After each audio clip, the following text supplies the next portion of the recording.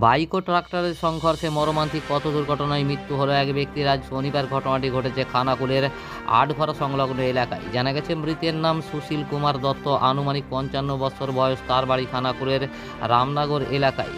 পেশায় তিনি খানাকুলের পোল পিসি সেন উচ্চ বিদ্যালয়ের পার্শ্ব শিক্ষক হিসাবে কর্মরত ছিলেন বলে জানা যায়।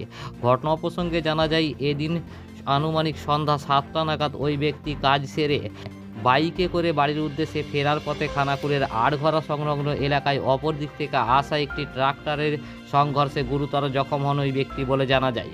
ঘটনার খবর পেয়ে ঘটনাস্থলে খানাকুল থানার পুলিশ গিয়ে তাকে তড়িঘড়ি উদ্ধার করে চিকিৎসার জন্য খানাকুল গ্রামীণ হাসপাতালে নিয়ে গেলে চিকিৎসকেরা তাকে মৃত বলে ঘোষণা করে। ঘটনার খবর জানাজানি হতে ওই ব্যক্তির পরিবার সহ এলাকায় নামে শোকের ছায়া।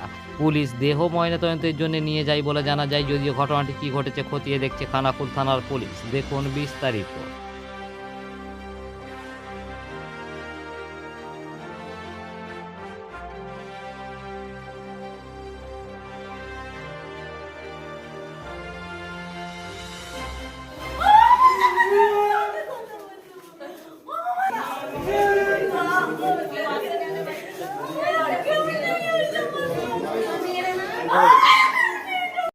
আমি তো দোকানে ছিলাম, আমি তো কিছু জানিনি।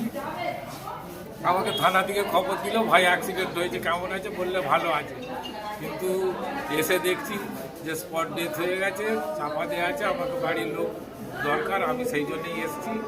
হ্যাঁ, তো সুশীল দত্ত পোল হাই স্কুলের টিচার এবং বিবাহ রেজিস্ট্রার ছিলেন।